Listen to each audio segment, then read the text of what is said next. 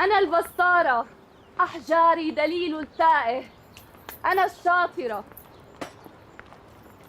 أنا الماهرة. سيدي أوقعت شيئا؟ شكرا شكرا.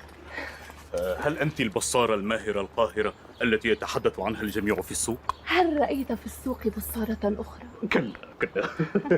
حدثيني عن مهاراتك. أستطيع أن أعرف ما تبحث عنه وأن أدلك عليه، ولدي حل لكل المشكلات. لديك مشكلة؟ عندي مشكلة. خير إن شاء الله. هل تكتمين السر؟ مان السر واجب في عملي. أظنني عرفت مشكلتك. ما ألطفك.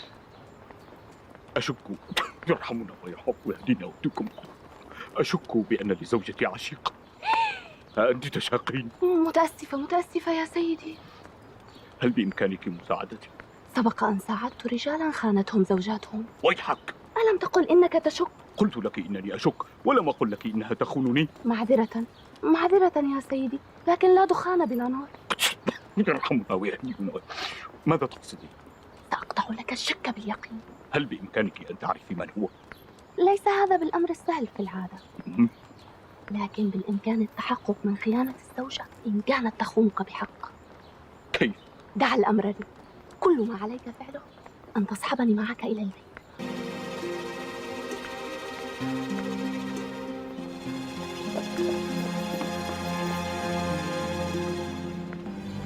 هذا بيتك؟ أجل. ما شاء الله.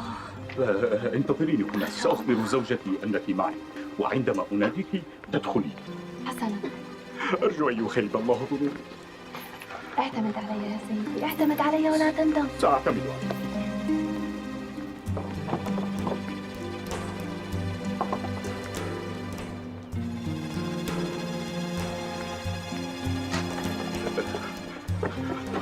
إنها جاهزة، تفضلي.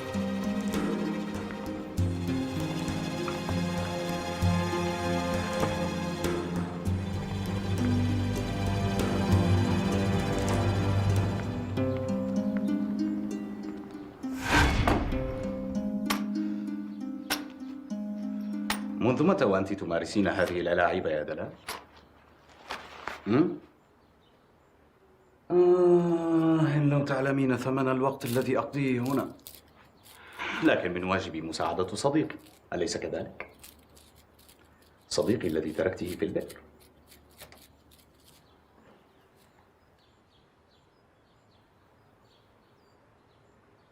وجدت سوارك، ولكنني لم أجدك عندما خرجت من البئر. تبدو لي بنتا عاقلة، وتعرف تماما أنها إذا صرخت ستؤذي نفسها، أليس كذلك؟ لن أصرخ ولن أصدر صوتا، لا تؤذياني وستحصلان على ما تريدان. ألم أقل لك؟ أين هو وحشك يا دلال؟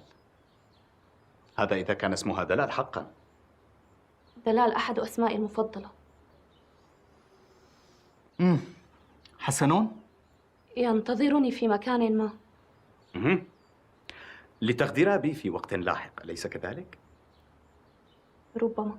ما هي لعبتك يا دلال؟